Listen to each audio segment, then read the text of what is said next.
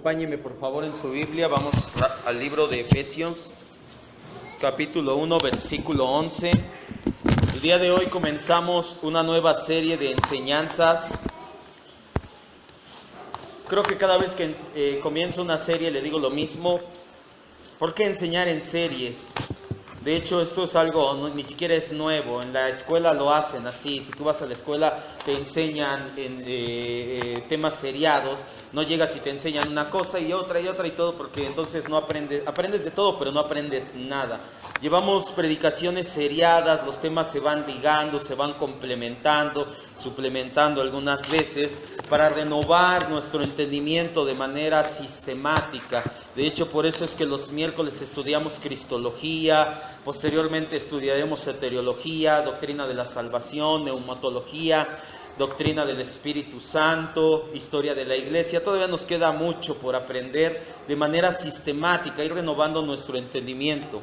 El día de hoy comenzamos con una nueva serie, Efesios 1:11, nuestro texto base dice, en Él, ¿en quién? En Cristo, está hablando el contexto, en Cristo tuvimos herencia, habiendo sido predestinados conforme al propósito del que hace todas las cosas, según el diseño, el designio de su voluntad. Vamos a orar, por favor, cierre sus ojos.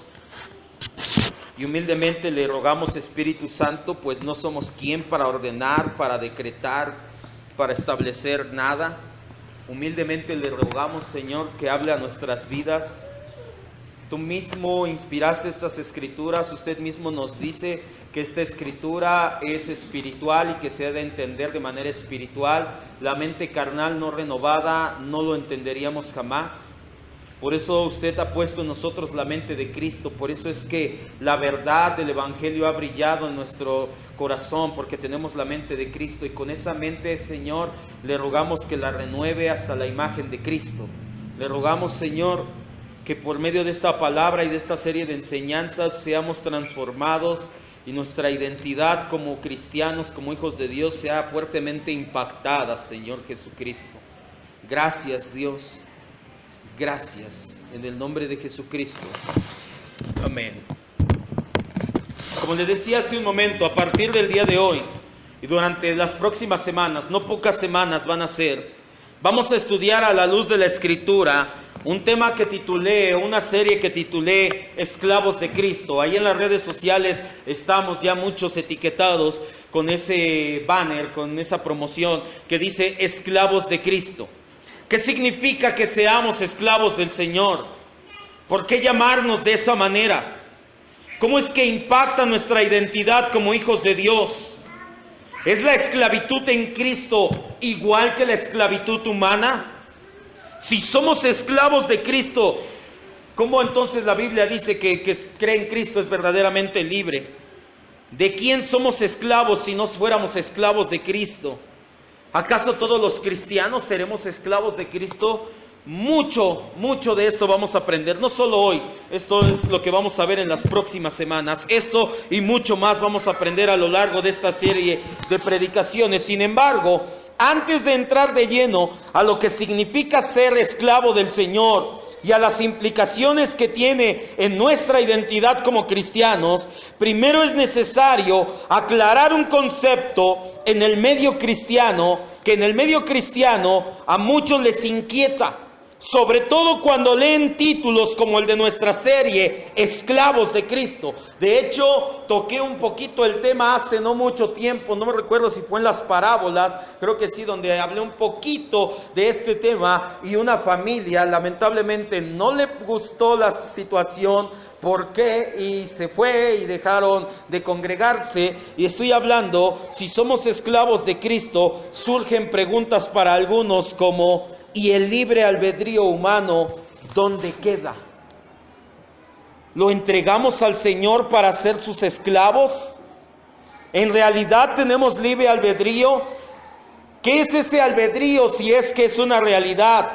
¿Será cierto que Dios es un caballero y que no se mete con nuestro libre albedrío? Ponga mucha atención. De hecho, titulé la enseñanza del día de hoy, ¿y el libre albedrío? La pregunta, ¿y el libre albedrío? Porque vamos a hablar durante las próximas semanas de ser esclavos de Cristo. Aún en el medio cristiano, y ahorita lo vamos a ver, el libre albedrío no es un tema bíblico, no es algo que venga en la Biblia, es un tema filosófico.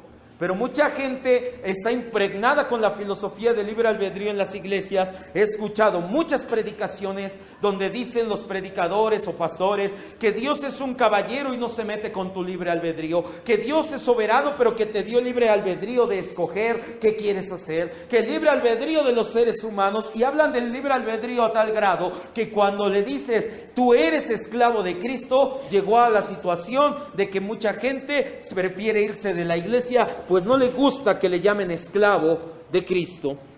Hace más de 1500 años, Agustín de Hipona, considerado por muchos el más grande teólogo que ha dado la iglesia de Cristo, solamente después del apóstol Pablo, escribió una frase muy famosa hasta nuestros días, pero que levantó la polémica al grado de casi crear un rompimiento en la iglesia. La frase es: danos, Señor, lo que ordenas, y ordena, Señor, lo que deseas. Yo no sé si usted ha escuchado esta frase alguna vez, es de Agustín de Hipona. La frase es: danos, Señor, lo que ordenas, y ordena lo que tú deseas.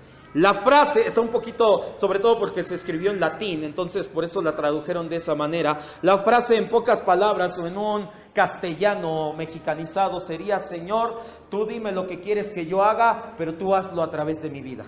Así en pocas palabras sería. Entonces levantó una polémica al grado de que la iglesia se andaba rompiendo. Esta frase es alusiva a la total soberanía de Dios sobre toda la creación. Esa soberanía es a tal grado que Dios no solamente ordena lo que Él quiere, sino que Él mismo es el que hace que las cosas sucedan por medio de nosotros. Pero un hombre llamado Pelagio, un monje de la Gran Bretaña, le desagradó tanto esta frase que se dio a la tarea de forjar una doctrina que refutara a Agustín. Como resultado nació el pelagianismo. Ponga mucha atención, porque durante esta predicación y predicaciones posteriores voy a hablar y voy a decir o voy a mencionar el pelagianismo. Y entonces no quiero que diga del peje o de qué habla. Sí, no, es que está hablando del peje. No estoy hablando del peje. Yo también soy como Obama. No, pelagianismo es del monje Pelagio, un monje de la Gran Bretaña, que cuando escuchó esta frase de Agustín, cuando la leyó, que dijo: ¿cómo Dios me va a decir qué hacer y encima lo va a hacer por medio de mí? No, Dios nos dio libre albedrío. A partir de ahí es que salió el llamado libre albedrío, la doctrina llamada pelagianismo. La base de esta doctrina es que el ser humano tiene libre albedrío, que es la palabra latina para voluntad, para decidir entre lo bueno y lo malo. Pelagio decía que no necesitamos la ayuda de Dios para hacer lo bueno, moral y espiritualmente hablando. Pelagio decía que el pecado en el Edén no afectó tanto a la raza humana, no la afectó lo suficiente como para que un ser humano no pueda acercarse a Dios por sus propios medios. Eso es el pelagianismo. El pelagianismo básicamente es salvación por obras. Yo hago las cosas bien, y Dios me lo va a aceptar y va a poner una balanza y va a decir: hiciste más obras buenas, hijo, pasa conmigo. Esto es totalmente antibíblico. Pelagio decía que el libre albedrío, la voluntad que Dios nos dio, nos lleva a hacer cosas buenas o cosas malas, que si tú eliges hacer cosas buenas, sin la ayuda de Dios puedes ser salvo. Pelagio fue condenado en esa época y ha sido condenado por concilios y confesiones históricas a través de los siglos. El concilio de Cartago, de Efeso, de Trento, la confesión helvética, la confesión de Augsburgo, la confesión de Bélgica, los artículos anglicanos, los cánones de Dort. Vaya, a través de la historia de la iglesia tú puedes leer y escudriñar y te darás cuenta que lo que dice Pelagio ha sido condenado siempre. Pero lamentablemente, ¿por qué te digo esto? Lamentablemente lo que dice Pelagio a través de la historia ha sido condenado. Muchas veces se han reunido sínodos, se han reunido pastores, se han reunido gente entendida en la palabra, lo estudian con calma y presentan que eso no es válido, pero se ha vuelto a infiltrar en la iglesia de Cristo al grado de que muchas iglesias, ahorita lo vamos a ver, creen en el libre albedrío y te dicen: tú puedes decidir si vas a aceptar a Cristo o no. Tú puedes decirle a Cristo que lo vas a aceptar. Tú puedes hacer las cosas bien. A lo mejor no dices soy pelagianista, pero tienes esa o tienen ese tipo de doctrina. Casi 1000 años después de la lucha entre Pelagio y Agustín, volvió a surgir la misma controversia, pero ahora fue en la época de la Reforma.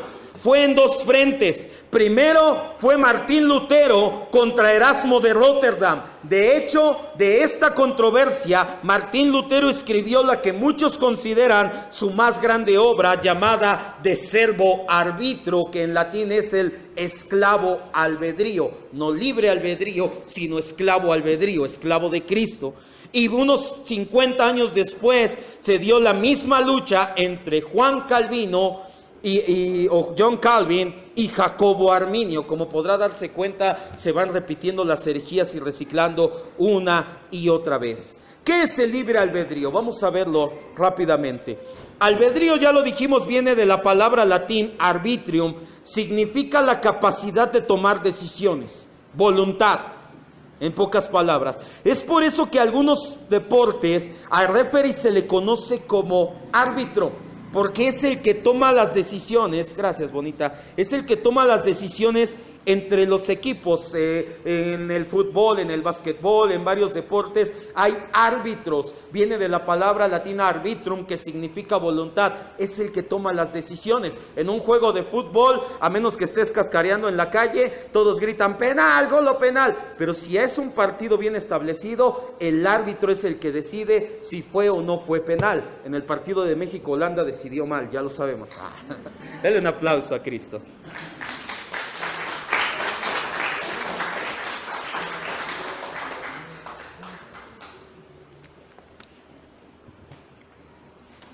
Albedrío viene de la palabra latina arbitrium, significa capacidad de tomar decisiones o voluntad. Como le decía, es por eso que en algunos deportes al referee o al encargado de mediar se le conoce como árbitro, pues toma las decisiones entre los equipos participantes. La voluntad es la encargada de tomar esas decisiones. El libre albedrío es un concepto filosófico, no es un concepto bíblico, y habla de la habilidad que tiene cada individuo de tomar sus propias decisiones. Pero escuche bien, específicamente hablando en el contexto de la iglesia, nos habla de la decisión de creer o no creer en Jesucristo como nuestro Salvador. No tiene nada que ver con el hecho de tomar la decisión de cómo nos vamos a vestir el día de hoy, o de qué vamos a comer, o de cómo te vas a ir a tu casa, o de qué película quieres ver, o de qué estilo de música quieres escuchar. No nos confundamos, no se trata de eso. Esas decisiones triviales o superficiales de la vida no son las que están en tela de juicio. Lo que en realidad nos habla el libre albedrío cuando se confronta con la Escritura es: tenemos los seres humanos la capacidad de elegir nosotros a Cristo.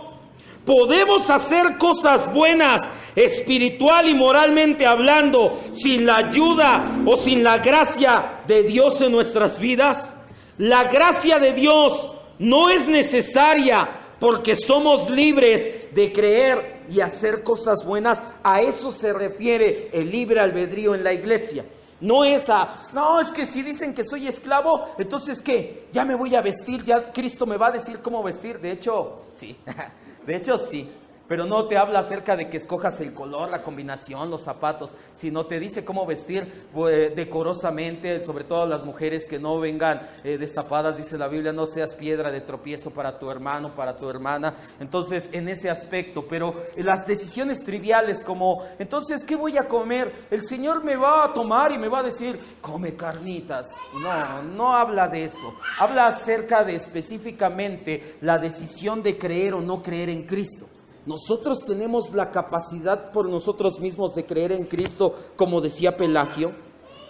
Si el libre albedrío existe, como muchos filósofos en la iglesia cristiana, porque no los considero teólogos, si alguien en la iglesia de Cristo te habla de libre albedrío y que uses tu libre albedrío, y no te preocupes, Dios te dio libre albedrío y es un caballero para no tocarlo, entonces no lo considero un teólogo, lo considero un filósofo en la iglesia cristiana. Si el libre albedrío existe, como estos filósofos de iglesia cristiana lo aseguran, surge una gran incógnita. ¿Para qué mandó Dios a su Hijo a morir en la cruz del Calvario si nosotros nos podíamos acercar a Él siendo bueno por nuestras libres decisiones? ¿Sí lo ha pensado? Si tenemos libre albedrío para hacer lo bueno o lo malo, espiritual y moralmente hablando, para acercarnos a Dios, no para vestirnos como le decía o escoger la comida. Si nosotros tenemos libre albedrío, ¿por qué Dios mandó a su Hijo a la cruz? No podía habernos dicho nada más, oigan, el que quiera acérquese a mí.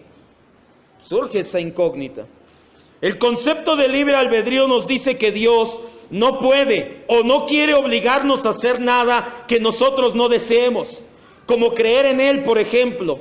Dicen que Dios es todo un caballero que respetará siempre tus decisiones, que si nosotros decidimos con nuestro libre albedrío decir que no a la voluntad de Dios, entonces Dios ya no puede hacer nada al respecto, que Dios tiene las manos atadas con el libre albedrío del ser humano, piensan muchos. Alguien que dijo esto fue Marcos Witt en una entrevista en un programa en Centroamérica y dijo, le decía a la audiencia en un programa de televisión y les decía, acérquense a Cristo, Dios tiene las manos atadas a que nosotros aquí creamos en Él. Dios no tiene las manos atadas por nuestro libre albedrío. Eso es hacer al hombre soberano y a Dios un esclavo. Lo cierto es que en la Biblia jamás encontramos el atributo de caballerosidad divina. Vimos una serie llamada Atributos de Dios. ¿Cuántos atributos fueron? No recuerdo. 20 y tantas clases. Son como 15 atributos, porque tan solo en soberanía nos llevamos 4 clases. O sea, vimos 4 clases para hablar. ¿Cuántos? ¿16? 16 atributos. Hay varios atributos. Hay un atributo que se llama simplicidad divina, el cual tampoco lo vimos, donde bajan a Dios a ser como un hombre. Ese atributo es filosófico también. Hay otro atributo que le llaman muchos la caballerosidad divina. Puede usted estudiar la Biblia de tapa a tapa y no va a encontrar el atributo llamado caballerosidad divina. Encontramos que Dios es santo, que Dios es justo, que Dios es bueno, que Dios es amor, pero jamás encontramos que Dios es un caballero. En la Biblia vemos claramente la supremacía de Dios. El ejercicio de su supremacía es lo que se conoce como soberanía, pero jamás encontramos algo llamado caballerosidad divina. Vamos a ver 3 citas que lo van a dejar bien en claro. Que si usted encontrara caballerosidad, entonces ya hay un problema, porque estas 3 citas van en contra de la caballerosidad. Daniel 4:35. Si usted tenía eso en mente, porque muchos lo tuvimos en mente, yo me cuento entre ellos, yo decía, es que Dios es un caballero y no te va a obligar. Muchas veces lo hacemos en nuestra ignorancia teológica, queriendo salvar a Dios, queriendo ayudarle. No quiero que quede mal frente a los demás, ¿cómo lo voy a dejar como alguien que me obliga? Pero cuando tú lees la Biblia y te enteras de que Él es supremo, ¿qué significa la supremacía? Que Él es el ser más grande del universo, que aunque pusiéramos a toda la creación en una balanza y todos los seres creados en una balanza y de este lado ponemos a Dios, No puede. Aún así Dios nos lleva de calle. Él sin nosotros sigue siendo el gran Dios del universo. Nosotros sin Él no somos nada. Eso es la supremacía divina. Cuando tú te das cuenta que Él es el ser supremo y que puede hacer lo que Él quiere, cuando Él quiere, porque Él quiere, como Él quiere, a la hora que Él quiere, entonces te das cuenta que no es necesario defender la caballerosidad, que Dios hace lo que Él quiere conforme a su buena, agradable y perfecta voluntad. Daniel 4:35, un rey pagano llamado Nabucodonosor escribe: todos los habitantes de la tierra son considerados como ¿qué? O sea, tú pones en una balanza a todos los habitantes de la tierra y en una balanza a Dios, y es como si no pesaras nada. Nosotros no pesamos nada. Dice, ¿y Él quién? Dios hace según, ¿qué dice? Su voluntad. No dice según el libre albedrío del que lo deja hacer. Él hace según su voluntad en el ejército del cielo y en los habitantes de la tierra. En todos lados hace lo que quiere y no hay quien le detenga su mano. ¿Quién puede atar las manos de Dios? Nadie, dice la Biblia. No hay quien detenga su mano y le diga: ¿qué haces? A lo mejor a nosotros, no a lo mejor, nosotros como seres humanos estamos regidos por leyes, y sí, las leyes nos dicen, no hagas esto porque haces lo otro. A Dios no hay quien le diga qué haces. Ve a Jonás 1. Otro ejemplo de libre albedrío, de Dios siendo un caballero.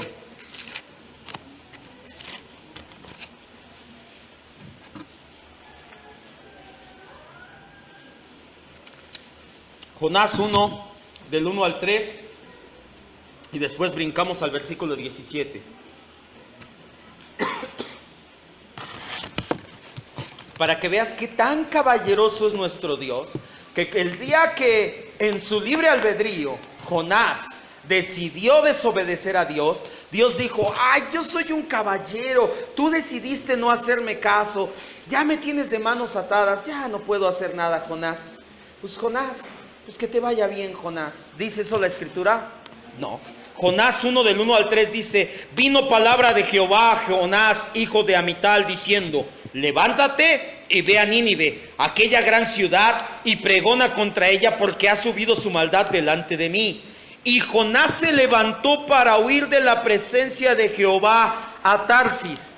Jehová le dice, el Señor le dice: ve a Nínive, al este. Y Jonás se levanta y toma una nave, un barco hacia el oeste. Él dijo, Dios dijo a la izquierda, yo digo a la derecha.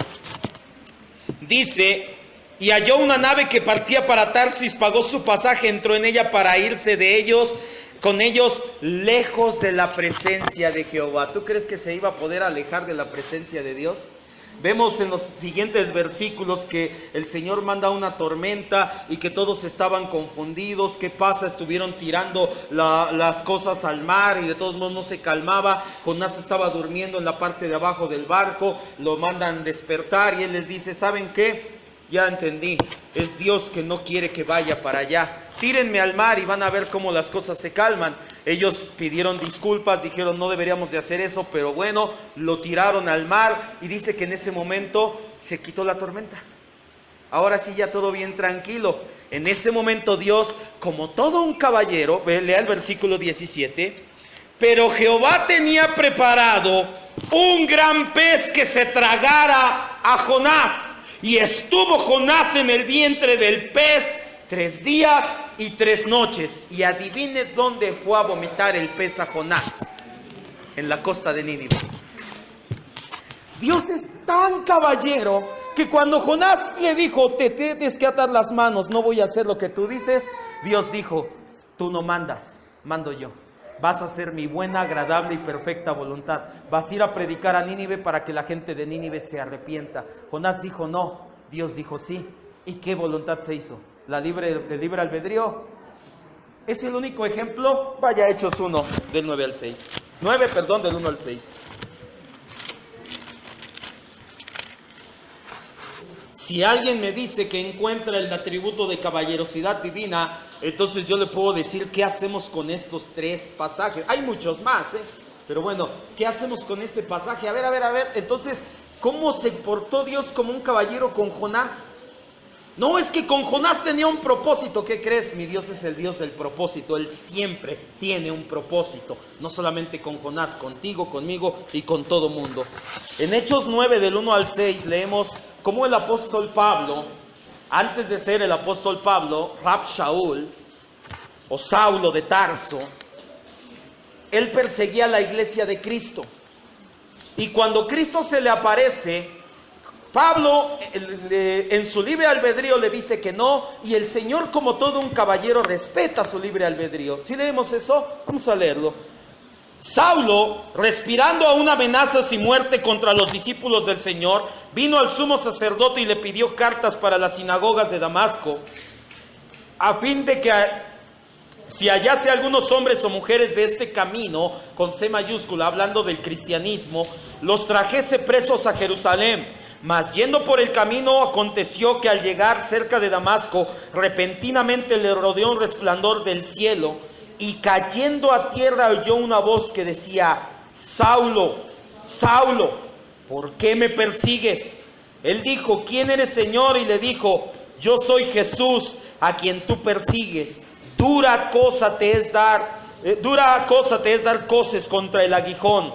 Él, Saulo, temblando y temeroso, dijo: Señor, ¿qué quieres que yo haga? Él estaba entendiendo. ¿Sabes por qué dice que cayó a tierra? Porque lo humilló, le hizo darse cuenta que él y que su voluntad no valían nada. El Señor le dijo: levántate y entra en la ciudad, y se te va a decir lo que tienes que hacer. Y si usted lee el resto del libro de los Hechos, se dará cuenta que el Señor aparta a Pablo para predicarle a reyes y a gente muy importante, para escribir la mitad o más de la mitad de los libros del Nuevo Testamento, porque respetó su libre albedrío y lo trató como un caballero. ¿Dice la Biblia? No. Dice la Biblia que se le apareció en el camino y hasta lo tumbó. No lo tumbó del caballo, muy probablemente iba caminando. Esos que dicen que lo tumbó del caballo, no sé de dónde sacan un caballo. La Biblia no dice que iba a caballo. Ahora, caerse del caballo es peligroso y a veces hasta mortal. Por eso es que no podemos sacar conjeturas donde no las hay. ¿Por qué se da entonces la controversia si queda muy claro que la Biblia nos habla que nosotros no ejercemos el libre albedrío? ¿Por qué la discusión sigue vigente entre la soberanía de Dios y ese libre albedrío?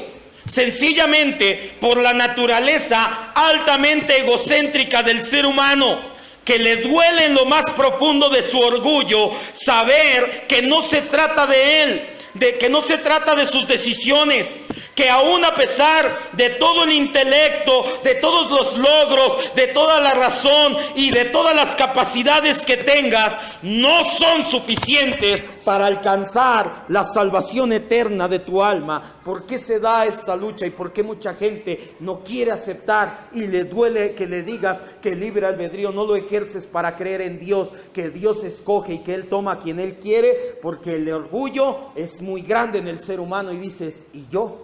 ¿Y yo dónde quedo? ¿Y yo qué voy a hacer? En otras palabras, la filosofía pelagiana del libre albedrío nos dice que nosotros tenemos la capacidad de elegir o rechazar a Cristo. Esto es lo que Erasmo de Rotterdam proponía en la época de la Reforma. Sin embargo, los seres humanos solo podemos escoger lo que nuestra naturaleza nos permite elegir. Así, los seres humanos no regenerados o de naturaleza depravada únicamente nos inclinaremos a lo malo. Vamos a las siguientes citas. Vaya a Génesis 2:17.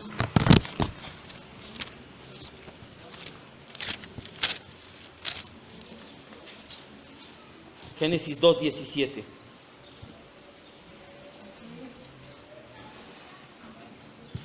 Vamos a leer 3 citas, tengo anotadas 6 citas, pero para que nos dé bien tiempo, las otras 3 las busca en la internet y las lee en su casa. Los seres humanos somos libres, sí, de hacer lo que nuestra naturaleza nos permite hacer, no más allá.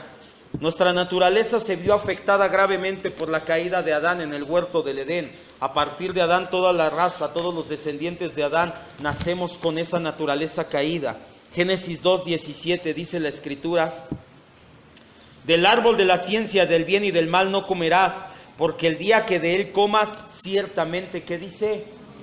¿Adán comió del árbol y cayó muerto? Físicamente no. ¿Qué murió? espiritualmente. Ahora ya no tenía manera de conectarse él con Dios. Espiritualmente quedó destituido de la gloria de Dios. Jeremías 13:23.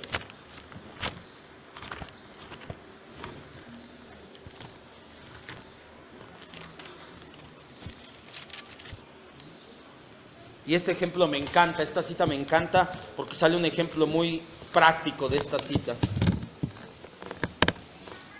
Jeremías 13:23. Ya vimos que Adán falló y todos los seres humanos hemos nacido.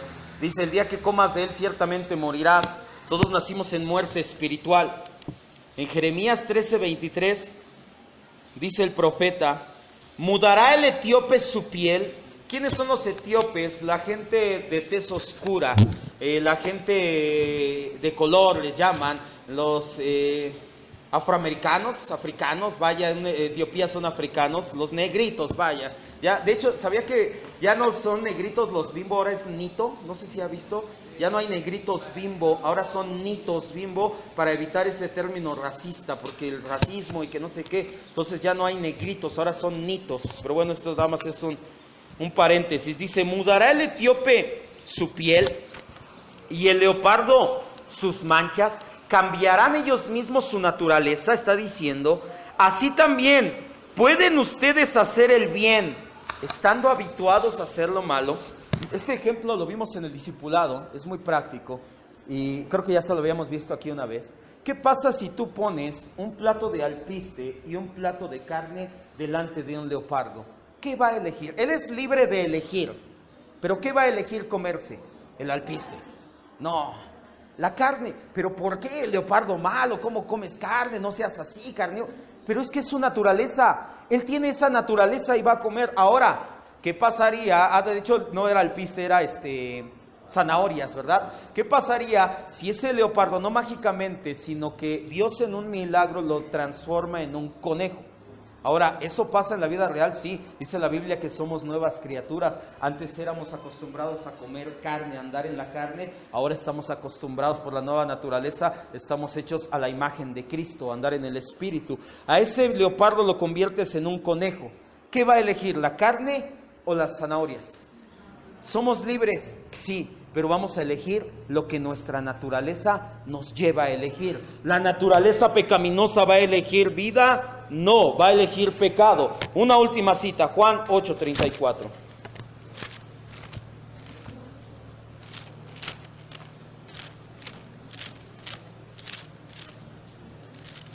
Era necesario comenzar hablando de libre albedrío, porque si no después iban a surgir algunas dudas a lo largo de la serie. ¿Y el libre albedrío, apá? ¿Qué pasó con mi decisión, apá? Que yo no decido, pa. Entonces, para evitar esas dudas, hablamos hoy del esclavo albedrío. De hecho, vamos a terminar viéndolo. Juan 8:34, si estamos bien. Jesús hablando les dice, de cierto les digo, que todo el que hace pecado, esclavo es de ¿quién? Tu naturaleza te lleva a cometer pecados porque tú eres esclavo del pecado, a aquellos que no han nacido de nuevo. No hay tal cosa como un libre albedrío genuino. De ser posible que los seres humanos pudiéramos hacer lo bueno a los ojos de Dios sin su ayuda, por demás estuvo que Cristo muriera en la cruz. No estábamos tan perdidos. Y entonces quiere decir que Dios se habría equivocado, lo cual no sucede jamás. Lo que sí nos enseña la Biblia es que tenemos voluntad, no tanto así libertad en el sentido espiritual, no para ser salvos, no lo olvides, y que esa voluntad nos hace ser responsables moralmente del ejercicio de nuestra voluntad. Dios es soberano, nosotros los seres humanos somos responsables. ¿Qué es la voluntad humana? Es la capacidad de elegir entre dos o más opciones, pero como ya lo vimos, esa capacidad no es libre, está influenciada por la marca del pecado en aquellos que no son salvos. A esto se le conoce en el cristianismo reformado como depravación total. Esto no significa que somos lo más malo posibles. sino que el pecado que heredamos de Adán nos ha afectado lo suficiente como para no poder por nosotros mismos acercarnos a Cristo, pues estamos espiritualmente muertos sin Él. Vamos a Efesios 2:1.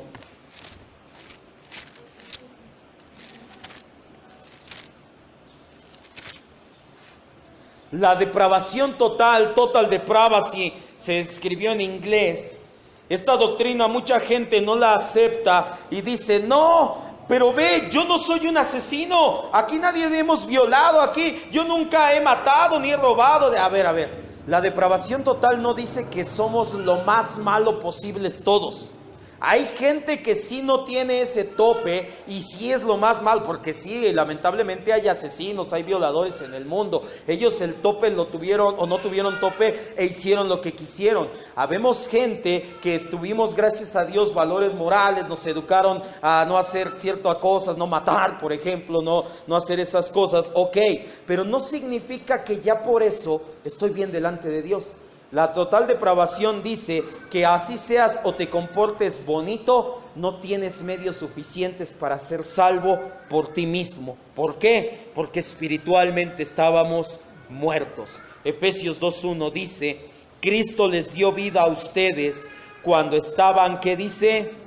Muertos en delitos y pecados. No necesitas matar a alguien, no necesitas ser la peor escoria del mundo. Simple y sencillamente nacimos espiritualmente con tendencia a pecar y el pecado en nosotros. Si nosotros los seres humanos no somos libres para elegir a Cristo como nuestro Salvador, si el famoso pero antibíblico libre albedrío está corrompido por el poder del pecado y ya no somos capaces de acercarnos a Dios, surge un problema. ¿Cómo podemos ser salvos? ¿Cómo podemos ser hijos de Dios? La respuesta en una sola palabra es predestinación. Podríamos hablar del evangelio, todo, pero vamos a centrarla en una palabra: predestinación. Mucha gente tiene problema con la predestinación cuando hablamos de Dios predestinando, pero en el mundo o antes de ser cristianos no era así. Buscábamos en el horóscopo a ver qué me depara el destino. Cuando vienes a Cristo, muchos se dicen cristianos y les hablas, oye, es que Dios te predestinó. No, como Dios va a hacer todo lo que Él quiera y yo dónde quedo. Pero cuando estabas en el mundo, a ver, pásame el periódico, yo soy Capricornio, quiero ver qué me tiene el destino para hoy. Entonces, cuando no creías en Cristo, querías que el destino, pero ya eres cristiano, ahora quieres tú ser. Buscaban quien les adivinara el futuro, que les leyeran la mano para ver qué estaba escrito acerca de tu vida. Aún en el himno nacional está escrito la frase, en el cielo tu eterno destino, por el dedo de Dios se escribió. ¿Sí ha escuchado el himno nacional? Dice eso. A mí me encantó cuando empecé a estudiar predestinación, dije, oye, nuestro himno Francisco González Bocanegra escribió, en el cielo tu eterno destino, por el dedo de Dios se escribió. Dios escribió el destino de México. ¿Cuántos dicen amén? De verdad que sí, en serio que sí. Hoy nos tenía destinados estos políticos. ¿Sabes por qué sí? Porque donde abunda el pecado, sobreabunda la gracia. Porque lo que está pasando en muchos lugares hace que la gente se vuelva contenciosa, con los disturbios sociales se da la rapiña, se da el asalto, se da todo ese tipo de cosas. Y donde abunda el pecado, sobreabunda la gracia. Así que yo sí creo que Dios predestinó a México. Y de hecho la Biblia lo dice. Antes de ser hijos de Dios, usábamos frases o no teníamos incomodidad con frases como estábamos destinados a amarnos. ¿Cuántos le dijeron así a su novia, a su esposa? Ay, es que el destino nos unió. Y ya cuando eres cristiano ya no. Vamos a esperar a ver qué nos depara el destino. Mi destino es ser alguien importante y cosas así. Cuando veíamos el destino como una fuerza impersonal, imposible de evitar, no teníamos problema. Pero cuando nos dicen que Dios predestinó todo acerca de nosotros y en específico que seríamos elegidos para ir a los pies de Cristo, muchos pierden la cabeza. La predestinación no solamente es lógicamente necesaria, porque el albedrío no puede acercarse ni quiere acercarse a Dios, también es una doctrina bíblica que lleva siglos siendo predicada. Recuerde que le dije, yo no estoy inventando nada nuevo, nos estamos parando sobre hombros de gigantes. Lleva siglos siendo predicada y aceptada por las iglesias históricamente de sana doctrina. Vamos a 4 citas, vaya a Romanos 8, 28 al 30. Es más, ahí mismo Efesios 1:5, no el 2:1, el 1:5 y después Romanos 8:30. Efesios 1:5 y después nos saltamos al 11, ya que estábamos en Efesios. Dice que en amor, habiéndonos predestinado, ¿para qué? Para ser adoptados hijos suyos. ¿Tú escogiste con tu libre albedrío a Cristo? Dios te predestinó para ser adoptado su hijo. Si tú quisieras con tu libre albedrío aceptar a Cristo, te tengo una noticia, no lo aceptarías.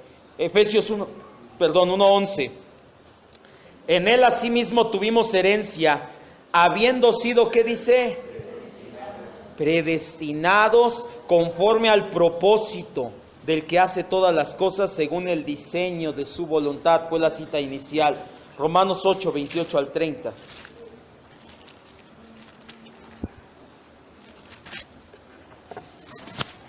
Entonces ya puede irse despidiendo de su libre albedrío si todavía creía que lo tenía.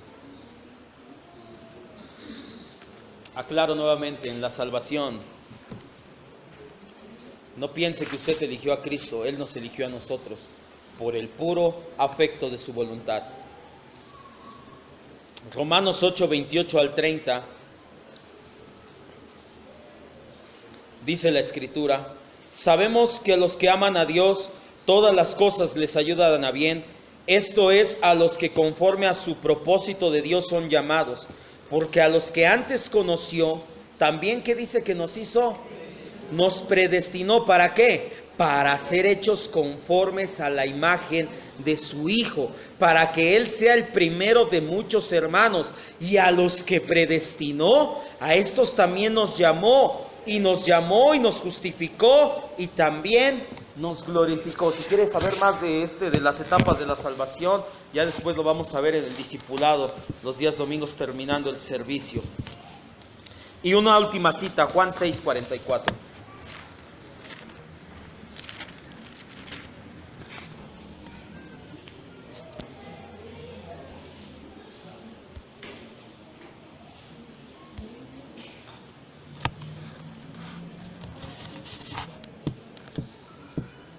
Juan 6:44. Ya lo tenemos, dice la Escritura: ninguno puede venir a mí. No podemos ir ¿a quién? A Cristo. Nadie puede ir a Cristo. Dice, si el Padre que me envió no lo trajere. Ahí mismo dice, y yo lo resucitaré en el día postrero. Esta cita nos muestra que cuando llega el tiempo en que Dios ha de salvar a los predestinados, los llama eficazmente por la palabra y por el Espíritu Santo para darnos vida y salvación. Por el estado de muerte espiritual, el hombre no puede por sí mismo, por su libre albedrío, seguir o decidir seguir a Cristo. De aquí que Dios nos da la fe a los elegidos. De otra manera nos perderíamos. La gracia siempre es primero. Cuando venimos los pecadores a los pies de Cristo, es fruto de la gracia que Dios nos ha dado. Un hijo regenerado de Dios nunca pensará que su salvación es el resultado de que Él lo buscó. Nunca dirá que hubo parte de Él o de acciones de Él, sino que dirá que la gracia de Dios fue primero, que primero quiso ir y que la gracia lo capacitó. No es cierto. Que primero aceptó a Cristo y que por eso Cristo lo aceptó. No es cierto. Que primero abriste tu corazón y que por eso Cristo pudo entrar. Tampoco es cierto. Cristo no necesita que yo lo acepte para poder obrar en mi vida. Lo que sí necesitábamos y con urgencia era que Dios nos aceptara por la gracia soberana mediante el don de la fe que nos dio en la cruz del Calvario.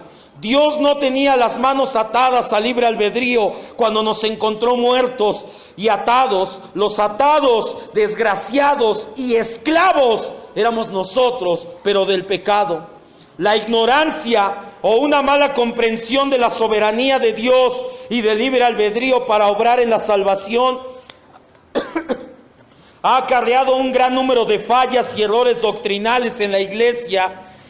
El infiltramiento del pensamiento pelagianista está haciendo estragos en la iglesia.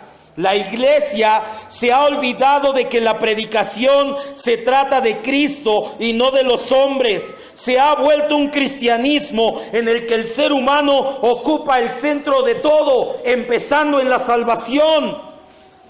Desatado por el pelagianismo es que ha pasado esto. Muchas iglesias viven a causa del pelagianismo o piensan que nosotros somos libres de escoger lo que queramos a nuestro antojo y se olvidan de que el que manda en el universo es Dios.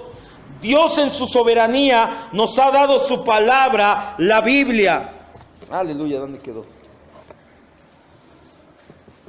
La única fuente de guía, suficiente y única fuente de guía de vida, fe y doctrina. Sin embargo, el antropocentrismo que ha desatado la doctrina de Pelagio ha llevado a muchos cristianos a buscar experiencias más allá de la Biblia. Como creen que se trata del ser humano, empezando en la salvación, los seres humanos o llamados cristianos buscan más allá de la Biblia, buscan éxtasis, buscan toques poderosos, buscan unción, buscan señales, buscan milagros, buscan palabra profética. ¿Por qué no les basta la Escritura? Porque no están conscientes de que no se trata de nosotros, se trata de Cristo siempre. Van en busca de experiencia tras experiencia, sintiéndose vacíos hasta que no tienen una nueva experiencia, cuando nosotros sabemos que lo único que necesitamos es a Cristo. ¿Cuántos dicen amén? El pelagianismo ha dado como resultado un cristianismo sin vida, un cristianismo en el cual no hay regeneración, un cristianismo en el cual el pecado no es vencido y no es superado. Un cristianismo en el cual el pecado no es dejado atrás. Un cristianismo en el cual la vida de Cristo no fluye de manera natural en los cristianos. ¿Por qué? Porque en lugar de hablar de Cristo como nuestra vida, ahora hablan de motivación, de autoayuda, de superación personal, de psicología. Todo con tal de motivar tu libre albedrío. Podemos concluir, no filosóficamente, sino bíblicamente, que no existe libre albedrío en la salvación del ser humano. Solamente hay servo arbitro o esclavo albedrío. Ese esclavo, esa voluntad que los seres humanos poseemos, es esclavo y solamente hay dos amos. Ponga mucha atención, quiero terminar con esto. Solamente hay dos dueños. Solamente hay dos señores de nuestra voluntad. O tu Señor es Cristo o tu Señor es el pecado. Esclavos del pecado ya lo vimos en Jeremías, en Génesis, en Juan. Esclavos de Cristo lo vemos en las siguientes citas. Quiero que me acompañe a Romanos 6:22.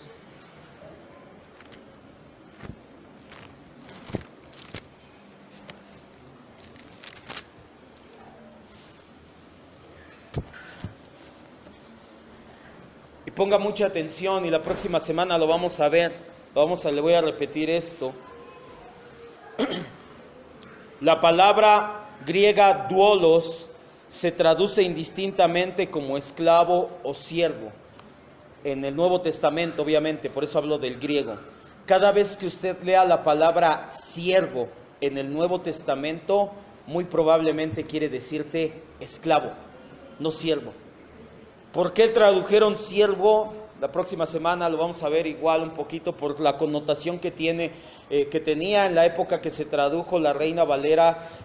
La connotación de esclavo era muy fuerte. Si tú le decías eres esclavo, la gente decía, oye, me acabo de ser libre de la esclavitud de este hombre que era mi capataz, y tú dices que esclavo. Entonces, por amagnar un poquito, le pusieron siervo. Pero las veces que tú lees siervo en la Biblia, en el Nuevo Testamento, en realidad es esclavo. Dice Romanos 6:22. Mas ahora que has sido libertado de la esclavitud del pecado, obviamente eras esclavo, y hechos esclavos de Dios, tienen por fruto la santificación como fin la vida eterna. Primera de Corintios 7, 22 y 23.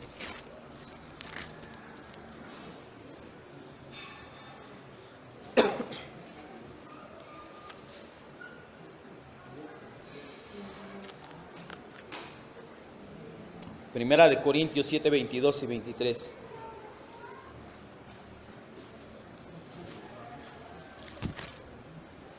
La Biblia nos dice que los seres humanos, nuestro albedrío en cuanto a la libertad de pecar, en cuanto a la libertad de elegir en lo espiritual, te repito, no estoy hablando de qué ropa ponerte o qué música escuchar, pero tu libertad de elegir en lo espiritual o está esclava de Cristo o está esclava del pecado. No hay más que dos señores y dos amos en el mundo. Primera de Corintios 7, 22 y 23 dice: porque el que en el Señor fue llamado siendo esclavo, liberto es del Señor. Asimismo, el que fue llamando siendo libre, esclavo es de ¿quién? Por precio fuiste comprado. Ya no te hagas esclavo de los hombres. Cristo te compró a precio de sangre. Ahora eres su esclavo. Efesios 6, 6.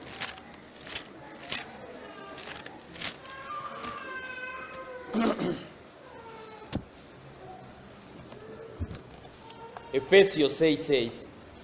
Y al final vamos a 1 de Pedro 2, 16. Son 4 citas de las muchas donde encontramos que somos esclavos del Señor. Efesios 6, 6.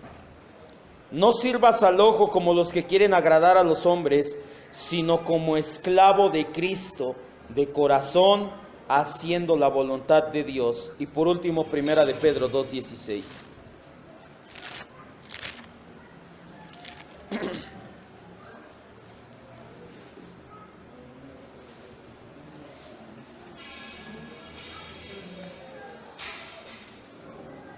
Como libres, pero no como los que tienen la libertad como pretexto para hacer lo malo, sino como esclavos de Dios. Cierre sus ojos, por favor.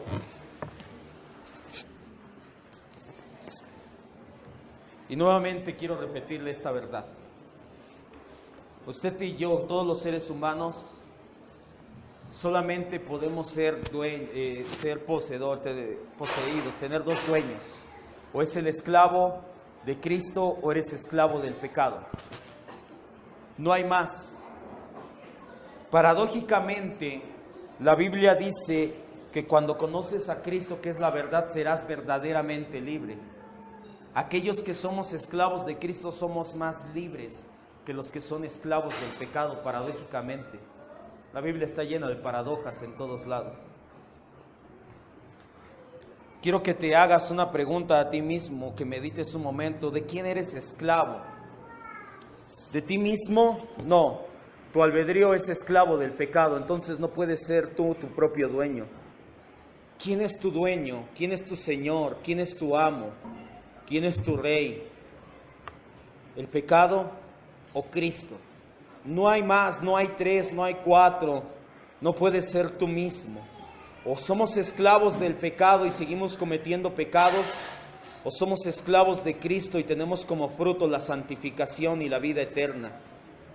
¿De quién somos esclavos, amado hermano? Por eso es que esta serie se titula Esclavos de Cristo. Si tú quieres ser esclavo de Cristo, es porque el Señor ya puso en ti el querer como el hacer, es porque Él ya te compró, es porque Él ya te trajo, Dios ya te trajo a los pies de Cristo como su esclavo. Y durante las próximas semanas vamos a entender lo que es ser esclavo en el contexto bíblico y vamos a ver cómo impacta nuestras vidas al grado de que el esclavo de Cristo es el cristiano es esclavo de Cristo.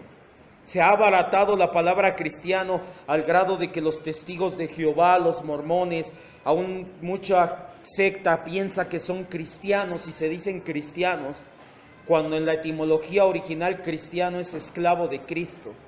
Y un esclavo hace lo que su amo dice. Un esclavo está sujeto a los deseos de su amo. ¿Quién es tu amo? ¿Cristo o el pecado?